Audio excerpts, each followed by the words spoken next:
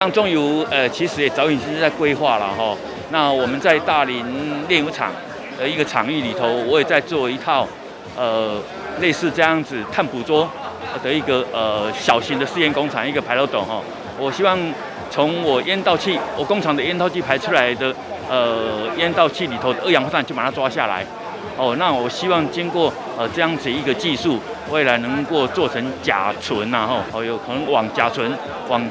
甲烷都是不同的这个做法，但是基本上它都是要把它转化成化学品，就是把二氧化碳排到大气的二氧化碳把它抓下来，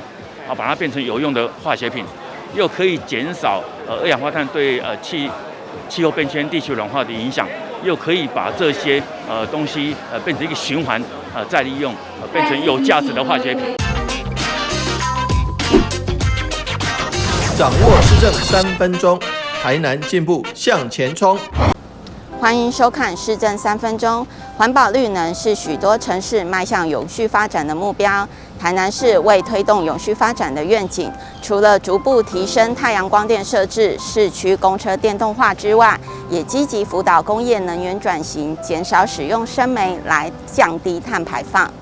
全台首座碳排放示范工厂在台南落成启用，是模拟钢铁业、石化业的烟道，主要是以二氧化碳与氢气做化学反应，转化成烷类等碳捕获及再利用的技术。未来相关产业都可以利用这项技术来减少温室气体排放，善尽企业保护环境的责任。我们来听听韦哲市长怎么说吧。非常高兴能够看到这个负碳排的工厂终于能在台湾诞生哈。其实减碳是一个全球性的议题，但是台湾在这个议题里面，这个浪潮中间站在什么位置，攸关着未来台湾的发展不仅是算是经济议题，更是一个国安议题。所以呢，很高兴成大能够结合产业界，能够做出第一座负碳排的工厂，而且能够把这个二氧化碳捕捉起来，成为一个有用的工业原料这个是非常不容易的。我想这个是一个开始，也是一个里程碑，更是一个起步。我们希望说加速负碳排，至少做到零碳排的产业。那目前台南市是一个低碳城市，我们也会在城市的这个层次能够做好我们该做的事情，在产业的层次，我们也督促中央政府希望中央政府能够把这个产业的碳排能够减到最低。接下来请收看中嘉新闻。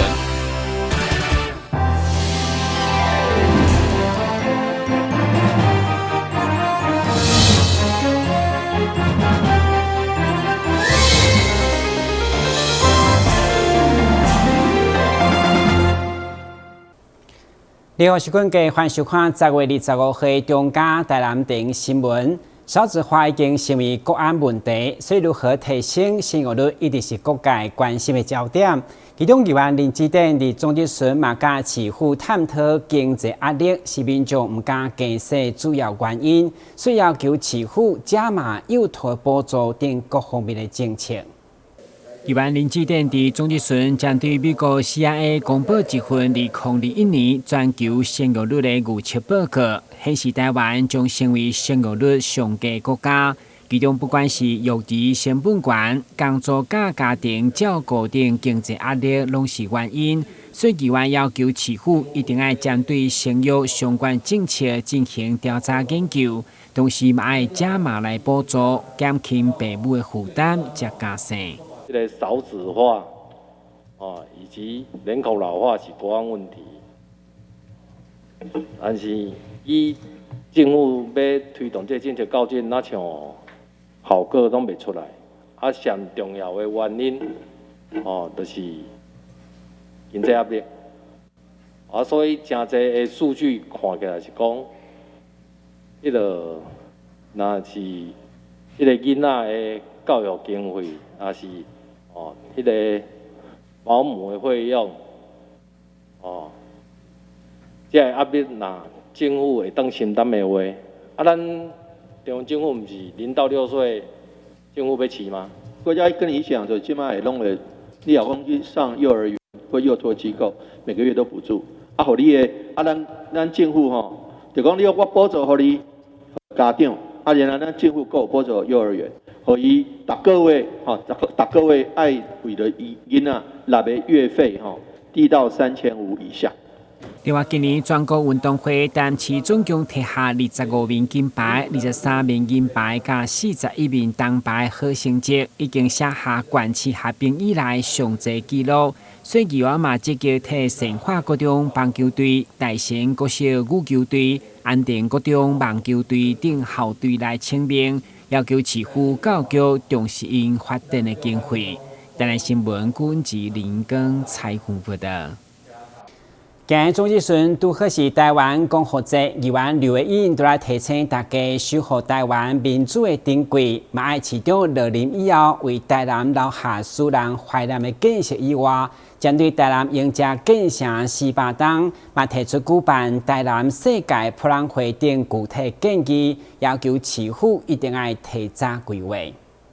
台南市将伫2024年举办建成400档活动，议员刘维英上午总结顺提出建议，要求市府对现在开始一档一档到400档，拢为台南市做成立的概念来努力。除了全运会主办，争取台湾灯会以外，伊嘛希望提早规划前所未有的台南世界博览会，邀请台南的姊妹市、台南的歌手来举办台南人之夜。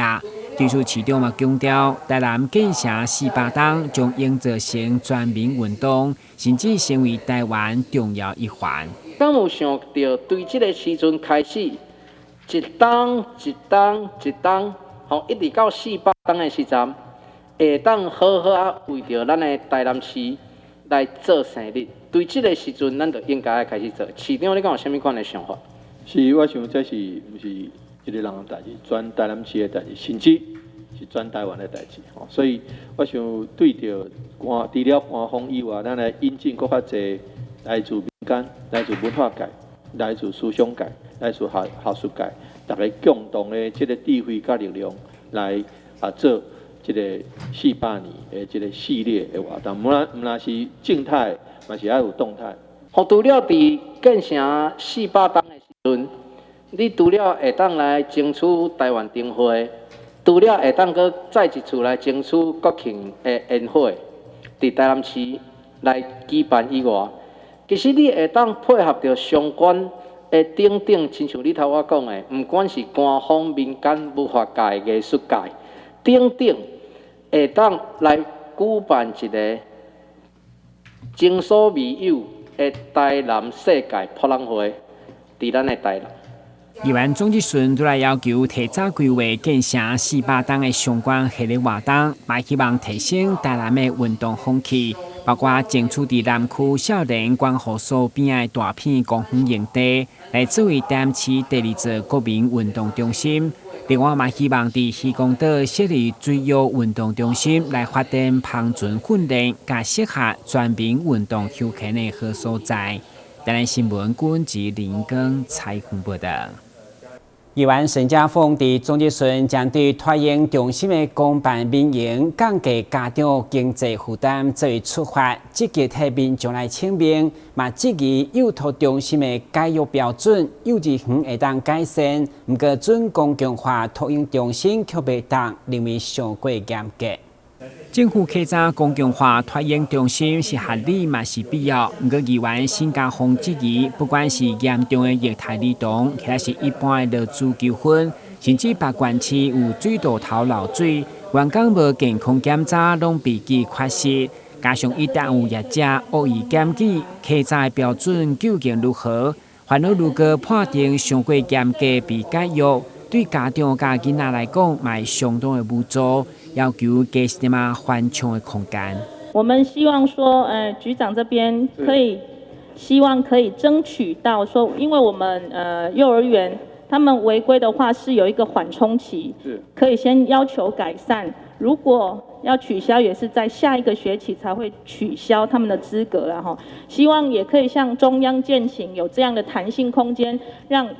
托婴中心可以有这样的调整，有一些空间的调整来改善，不然真的被取消的时候，会遇到很多家长小孩子怎么办？要送去哪里？其实这家长也会很无助啦哈。如准公共化企业的部分呢，原则还有2个月的一个缓冲期给我们了，2个月缓冲，但是它实质上已经被劳工局认定它是违反劳基法了嘛，所以还是会解约。但是虽然2个缓冲，但是家长还是很无助啊。算是高龄产妇的新家风已经生第4胎，除了感受公共化托婴中心对父母减轻压力的需求，嘛进一步要求市府感受新手妈妈辛劳。除了肯定将第1胎补助6000增加到1万，嘛希望第5胎才发到补助5万津贴的，会当提早到第4胎的补助，因为现在生到第5胎真正是少数。台南新闻军及林根采访报道。庆祝安平古堡398岁生日，这位热爱这片土地安平民众已经连续第4天号召民众在10月25这天来到古堡唱生日快乐。今年更是将近500位民众共同参与，场面相当盛大。为庆祝热兰遮城电机400周年的到来，安平居民林时田、陈义天以及沈同斐在4天前共同发起王城庆生会活动。但今年因为受到疫情影响，将原本的庆生地点安平古堡楼梯头前，刷到热兰遮城博物馆头前。来自社会各界将近500位民众，做伙祝贺安平古堡生日快乐。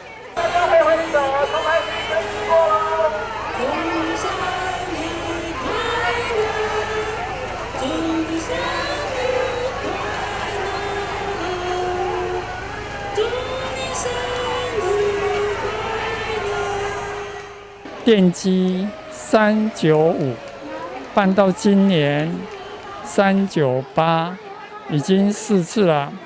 我们希望我们安平这一块文化重镇会被大家重视，因为我们安平呢，在398年前已经跟世界贸易接轨，上至日本。然后呢，西边到大陆，南边呢到印尼，甚至于到欧洲，这一段史诗呢，值得我们呢，怀念。感谢这个安平的乡亲哈，大家来参加这个由居民发起的这个安平古堡，电机398的活动。那这个活动已经办了4年了。那我们希望更多的安平人跟台南人来投入这样子的活动。是在2年后啊，就是台南建成400年嘛，那府城就是一个起点，所以我觉得这一项建成400年对安平真的是非常重要的事。因为我也是在地安平人，所以就是从小在安平古堡，不仅是户外教学，它是我的生活。所以其实我今天看到这么多小朋友，就是有点一个传承的意味，这么多小朋友一起来帮这座古堡来庆祝生日快乐，我觉得这是一个非常棒的活动。咱大家足关心咱安平古堡、咱王城的这个文化的这个好朋友吼，大家做来参与吼。相信讲，阮市政府的建成400年，我们会有更好的一个构想哈，会有一个更好的亮点哈。我们这几年会持续办理一些相关的活动哈。台南安平地区的很喜欢安平文化的民众自己自发而来做的一个活动，它的最可贵是因为他们爱安平，而且呢，在安平这里。把台南王城的文化让大家知道，也让大家了解。更重要的是，这么好的文化，他们欢迎你。借着这个活动，大家一起来说一声安平生日快乐。今日的庆祝活动，除了有石门国小、安平国中、西门实小等在地学校参与，另外嘛有南台科技大学、昆山科技大学，还有不少安平居民以及台南市民共同参与，场面是相当的热烈。台南新闻张硕伟采访报道。先休息一下，马上回来新闻现场。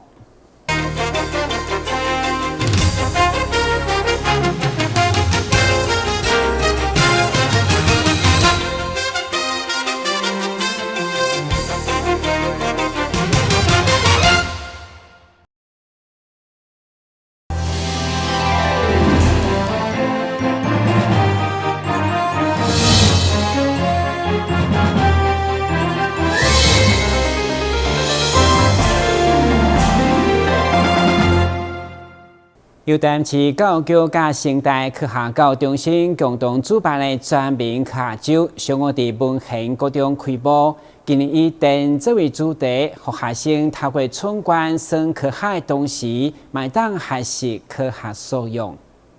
25岁上午2021年台南全民科学周伫咧文贤国中正式开始。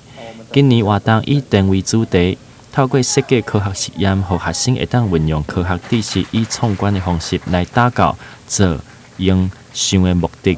配合着108年以素养为主的新课纲，让同学会当甲科学结合生活，学以致用。所以今天有这样的机会，再给我们孩子这样的一个舞台，真的是非常的感恩呐，那接着我要谢谢我们的成大的团队，然后成大的团队。这个科教中心许元勇教授来到我们学校带着我们的孩子让我们学校的科普教育更活泼更生动我们都知道现在108课纲，今天我们科长也在谈就是我们现在这样子的活动对我们学生的孩子的影响事实上这个108课纲之后，我们都是素养导向的教学。活动现场每一个主题拢是由文贤国中的学生作为关注。今仔日嘛特别邀请到成功国小的同学做伙来参与科学创关的活动。就是说，我们今年呢，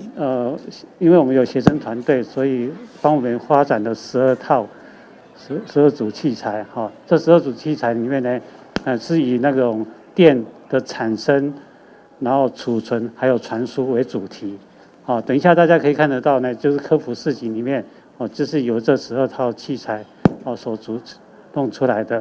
那今年我们也特别的用这个收纳箱的概念，那能够呢让这些材料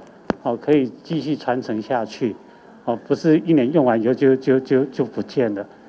那因为这个课程内容相当丰富，所以我们希望能够一直传承下去。那除了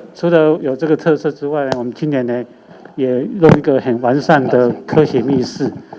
OK， 那这个科学密室呢，就是邪恶科学家的研究室，然后呢，就是同学们呢可以参观完这个科普市集之后，用所学到的能力，然后呢进去闯关，然后从密室做逃脱。全民科学周的活动已经举办第6档。过去的每一档拢有上千个学生来参加，今年嘛要欢迎大家会当利用时间，做伙来参与这摆科学弄密室的活动。台南新闻刘品言采访报道。为了疏解欠货危机，3号伫河尾观会站，立委陈廷辉议员陈义鼎甲陈信凯联合真济爱心企业共同发起观会活动，吸引大批民众踊跃响应，总共募集到166地。立委陈廷辉甲议员陈义鼎、陈信凯即摆甲在地企业结合，23号上午伫咧河尾观会站举办观会活动。即摆参加的企业除了有东业开发有限公司、欧帕时来设计工程、50建新开发有限公司等，拢总6间无同的企业共同来举办即摆的观会活动，希望会当伫货库欠货的状况之下，鼓励民众做伙来观会。非常感谢叶董事长这一次可以这样的协助我们举办这样的活动咱知影讲即马疫情一段落了后，其实会当讲的出现了我们的血荒的状况，所以我们这一段时间其实都听到很多医疗院所，然后有这样的一个声音，然后捐血中心有这样的声音，所以真的感谢。我们叶董事长这样的一个发心，让我们可以来举办这个活动，让我们的社区的民众里面拢会当行出来，关出家己的爱心，用会来救每一个人。我相信这是最重要的。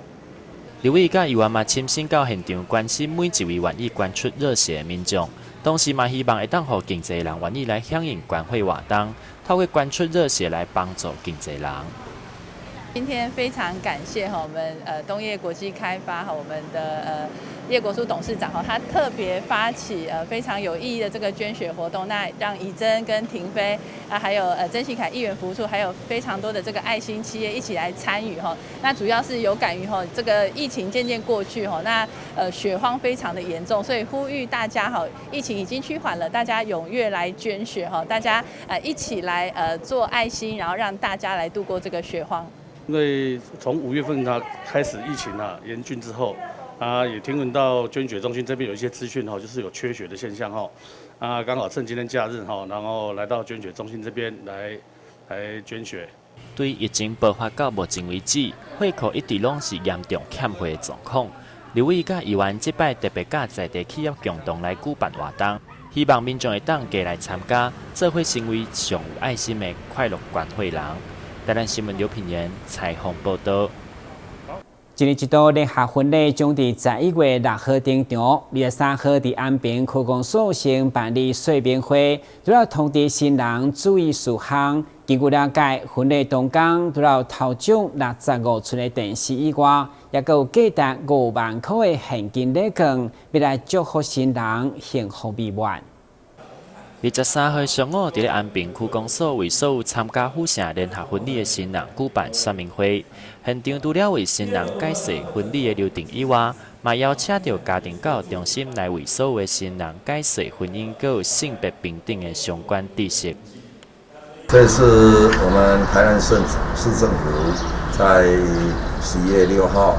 也就是在我们台南最优美的地方、最漂亮的地方，就是奇美博物馆来举办的联合婚礼。常说台南市是适合于谈恋爱、结婚、生孩子的一个城市。尤其黄伟哲市长上任之后呢，他很致力于说生活环境的部分，而且还有工作环境，比如说台南科学园区的扩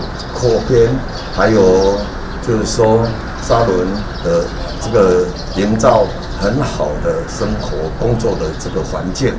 所以我们利用这个机会呢，也来让这一些新人有一个良好的工作的一个环境，而且适合于居住的这个环境，所以我们还特别于今年在疫情的比较减缓的时候来举办联合婚礼。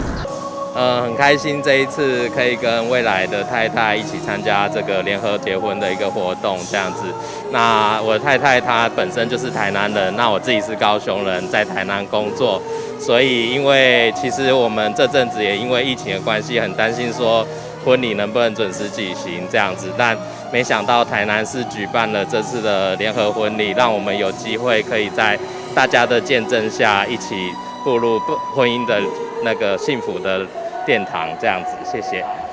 11月6号的婚礼举办伫基美博物馆，并伫咧活动的当天，佫会予新人因参加摸彩的活动。除了头奖是65寸的液晶电视以外，佫有总价值5万块的现金等咧，予新人抽转去厝里。同时嘛，伫今仔日开始到11月6号，开放新人免费来参观台南市的古迹，佫有景点。嘛送每一对新人6张好康券，鼓励新人会当加带亲戚朋友来到台南旅游。台南新闻刘品言采访报道。感谢收看10月25日中嘉台南电视新闻，我是顾文杰，咱再会。